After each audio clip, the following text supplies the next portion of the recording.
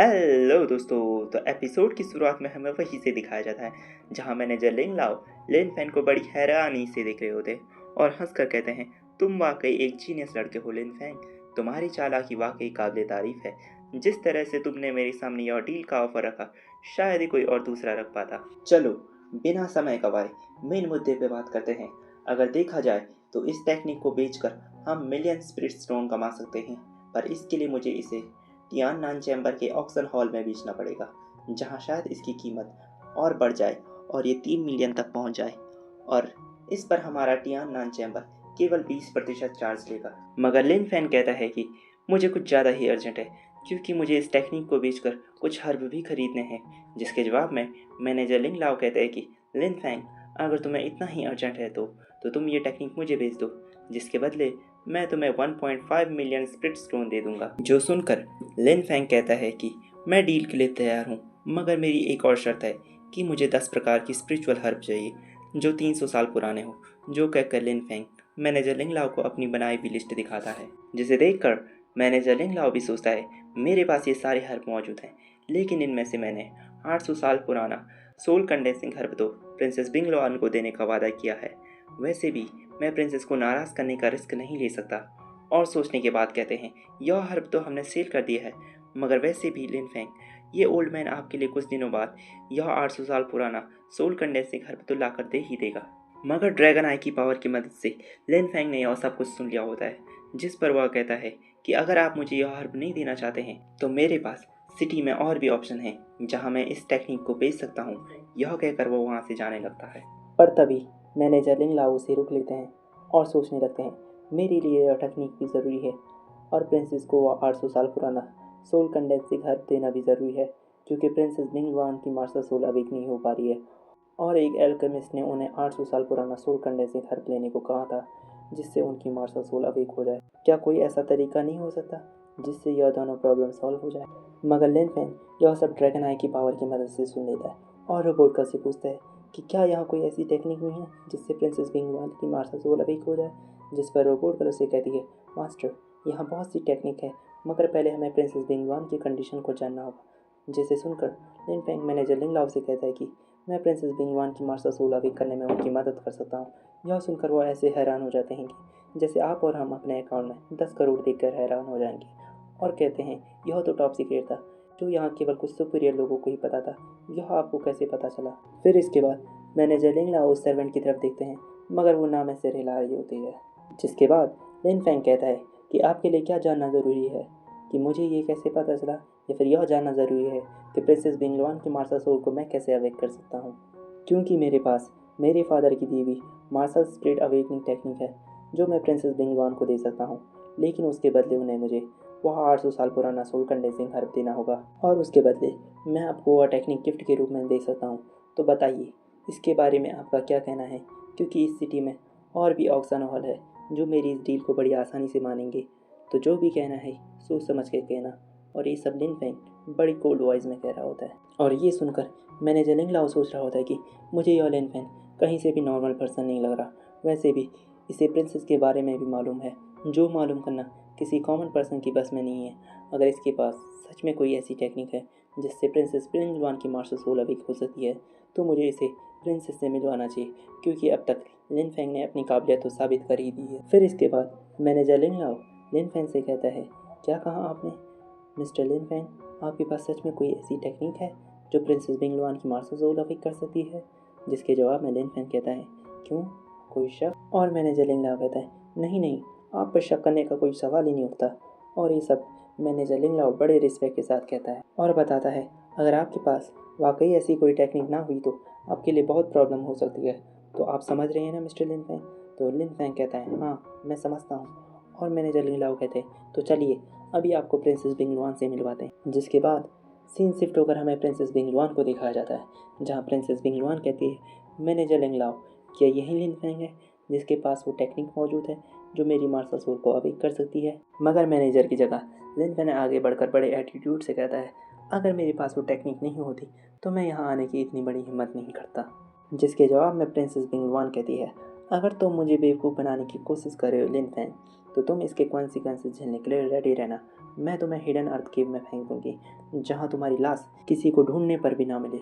जिसके जवाब में लिन फेन कहता है, प्रिंसेस, आपकी मदर नाइन्थ क्वीन है, जिनके पास आइस ड्रैगन की मार्शल सोल है, और आपके फादर जिनके पास बिंग लुआन मार्शल सोल है।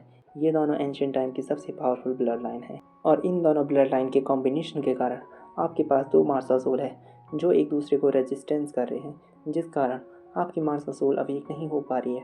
और हाल ही में आपने बहुत से एंशिएंट टेक्निक और हर्ब का यूज़ किया है, जिस कारण आपकी मेरिडियन काफ़ी डैमेज है और आप ठीक से अपनी सोल एनर्जी का इस्तेमाल भी नहीं कर पा रही है। जो सुनकर मैनेजर लिंगलाओ सोचता है, आखिरकार ये लिन फेन के पास कौन सी पावर है जो दूसरों के बारे में इतनी छोटी सी डिटेल भी निकाल लेता है। और प्रिंसेस बिंगलुआन भी खड़े होकर कहती है, तुम्हें यह कैसे पता चला? तो लिन फेन कहता है, अभी आपके लिए यह ज़रूरी नहीं है कि मुझे इस बारे में कैसे पता चला, अभी आपके लिए यह ज़रूरी है कि मैं आपकी इस प्रॉब्लम को कैसे सॉल्व करूँगा। तो प्रिंसेस बिंगलुआन, मैं आपको पहले सोल अवेकनिंग टेक्निक का हाफ पार्ट दूंगा। अगर आपको इससे कोई इम्प्रूवमेंट दिखता है तो बाकी पार्ट भी मैं आपको बाद में दे दूंगा, लेकिन इसके बदले आपको मुझे वह 800 साल पुराना सोल कंडेंसिंग हर्ब देना होगा।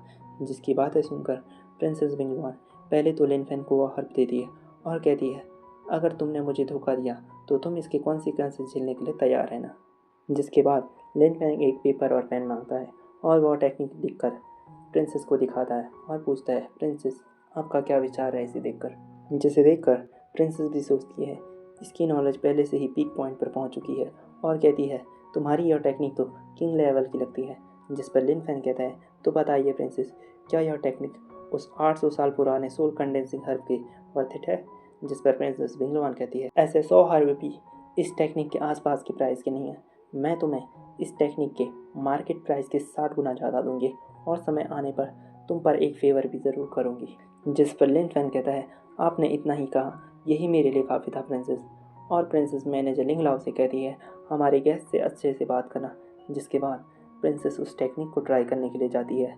तो लिन फेन बाहर अपनी कल्टीवेशन कर रहा होता है, जहाँ वो सोचता है कि मेरे लिए कौन सी मार्शल आर्ट टेक्निक सूटेबल होगी जो मेरी मार्शल सोल पावर को बढ़ाए।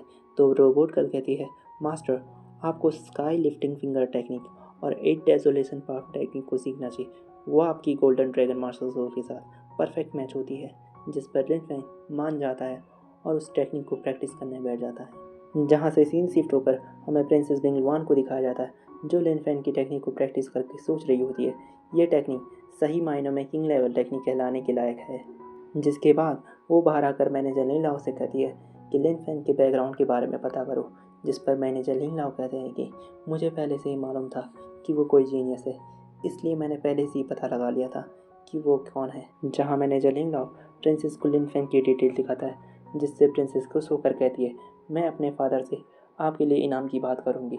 जिस पर मैनेजर लिंगलाओ उन्हें ग्रीट करते हैं और प्रिंसेस उसे पढ़ने लगती है, जहाँ मैनेजर लिंगलाओ उसे बताते हैं कि लिन फेन क्वीन लॉन्ग डायनेस्टी के सबसे जीनियस लिन चैनसेन का बेटा है, जिसने क्वीन लॉन्ग डायनेस्टी के पिछले सभी रिकॉर्डों को तोड़ा है। और आगे प्रिंसेस कहती है, लिन चैनसेन सिर्फ क्वीन लॉन्ग डायनेस्टी का जीनियस नहीं था, बल्कि वह तीनों डायनेस्टी में सबसे ज़्यादा जीनियस था और गोल्डन ड्रैगन लिस्ट में सेकंड नंबर पर था। पर थंडर गॉड पैलेस के साथ वॉर होने के कारण वह 10 साल पहले कहीं लापता हो गया, नहीं तो वह गोल्डन ड्रैगन लिस्ट की फर्स्ट पोजीशन पर होता। और प्रिंसेस आगे कहती है कि तुमने इसमें तियान नान फैमिली के बारे में क्या लिखा है? जिस पर मैनेजर लिंगलाओ से बताते हैं कि लिन फेन के फादर लिन चैनसेन और सुआन्यू के फादर तियान होंग बहुत अच्छे दोस्त थे, और लिन फेन के फादर लिन चैनसेन अपने टाइम पर सक्सेस की ऊंचाइयों पर थे, जिस कारण तियान होंग ने सुआन्यू की शादी लिन फेन से फिक्स कर दी थी। मगर कुछ महीने पहले सुआन्यू ने लिन फेन को छोड़ दिया और क्वीन होंग से शादी कर ली। जो सुनकर प्रिंसेस बिंगलुआन सोचती है कि सुहान्यू ने ताकत के नशे में चूर होकर एक ऐसे हीरे को खोया है जो लाखों में एक होता है, और लिन फेन ने बिना किसी को बताए अपने फादर की टेक्निक को प्रैक्टिस किया है, जिसने उसे अनडिफेटेबल बना दिया है। और सुहान्यू आगे चलकर अपने फैसले पर बहुत पछताएगी। और इसके बाद मैनेजर लिंगलाओ प्रिंसेस बिंगलुआन को लेकर लिन फैमिली की ओर जाते हैं, जिसके बाद हमें लिन फैमिली के मेन हॉल का सीन दिखाया जाता है, जहाँ जिया फैमिली का एल्डर वांग सेंग लिन फैमिली के पैट्रियार्क लिन जियान से पूछ रहा होता है कि लिन फैन कहाँ है? उसने मेरे बेटे क्वीन होंग को हर्ट किया है, और तुमने लिन फैंग को मेरे हवाले नहीं किया तो तुम्हें इसके कॉन्सिक्वेंस झेलने होंगे। जिसके जवाब में पैट्रियार्क जो लिन चैंगसेन का फादर है वो कहता है कि मैंने पहले ही उस कमीने लिन फैंग को ढूंढने के लिए अपने आदमियों को कह दिया। जहाँ तभी मरी हुई आवाज़ में क्विन हाउ कहता है कि मुझे वो लिन फैन हर हालत में चाहिए और लिन शाओ से मैं शादी करूँगा। देखो दोस्तों, इसे ही कहते हैं प्राण जाए पर लड़की ना जाए। जिसके जवाब में उसके ग्रैंडफादर कहते हैं आज तुम्हारी हर विश पूरी होगी मेरे ग्रैंडसन। जहाँ तभी ली चैन लिन सावियो को पकड़ कर लाता है और कहता है हमने लिन सावियो को तो पकड़ लिया है मगर लिन फैंग कहीं फरार हो चुका है। जिस पर पैट्रियार्क कहते हैं कि लिन सावियो हमने तुम्हारी शादी क्वीन हाउ से तय की है ताकि हमारे और जिया फैमिली के संबंध अच्छे हो सके और तुम्हारे भाई ने जो किया है उसका कंपनसेशन बनने का यही एक तरीका है। जहाँ लिन सावियो कहती है पैट्रियार्क ली चैन झूठ बोल रहा है, इसने मुझे वह हर्ब धोखे से दिया है। मगर ली चैन कहता है आखिरकार वह हर्ब क्वीन हाउ का ही था जो तुमने मुझसे लिया या क्वीन हाउ से लिया, बात तो बराबर है ना। और वैसे भी तुम्हारे भाई ने क्वीन हाउ को इंजर्ड किया है। अगर तुमने क्वीन हाउ से शादी नहीं की तो जिया फैमिली के लोग तुम्हारे भाई को मार देंगे। जो सुनकर लिन सावियो चारों ओर देखती है जहाँ जिया फैमिली के पावरफुल पर्सन और एल्डर बैठे हुए थे। और तभी पैट्रिया कहते हैं लिन सावियो शादी तो तुम्हें करनी ही पड़ेगी चाहे तुम राजी हो या ना हो।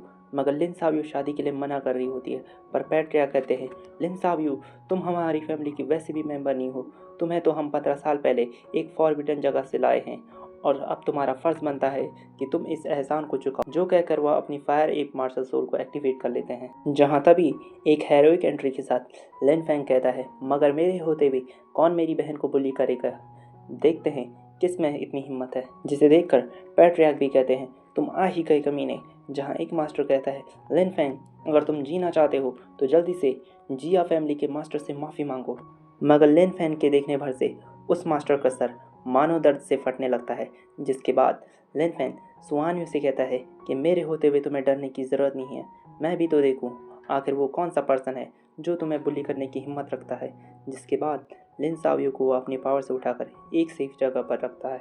जहाँ दूसरी ओर लिन सावियो सोच रही होती है कि ब्रदर लिन फैंग की पर्सनैलिटी तो आज बहुत ही अलग लग रही है। जिसके बाद ली चैन कहता है कि लिन फैंग यहाँ पर मौजूद सभी एल्डर की कल्टीवेशन स्पिरिट मार्शल रियलम में है और मैं तुम्हें अपने हाथों के एक ही इशारे से मरवा सकता हूँ और तुम्हारे लिए अच्छा यही होगा कि ब्रदर क्वीन हाउ के सामने नील डाउन होकर माफ़ी मांगो, शायद वो तुम्हें जिंदा छोड़ दे। जहाँ लिन फैंग कहता है मैं कभी इस गिरे हुए इंसान से माफ़ी नहीं मांगूंगा। जिसके बाद लिन फैंग आगे बढ़कर ली चैन के कान के नीचे एक रख कर देता है। और दोस्तों ये देखने में जो सेटिस्फैक्शन मिलता है वो और एपिसोड में कहीं नहीं मिलता है। और लिन फैंग कहता है कि तुम्हें सबक सिखाना ज़रूरी हो गया था ताकि तुम हर बार की तरह मुझसे मुंह बजाने से पहले 100 बार सोचो। जिसके इस एटीट्यूड को देखकर पैट्रियार्क को गुस्सा आ जाता है और वह अपनी फायर एप मार्शल सोल को एक्टिवेट करते हैं। जिनके यह करते ही यह एपिसोड यहीं पर ख़त्म हो जाता है।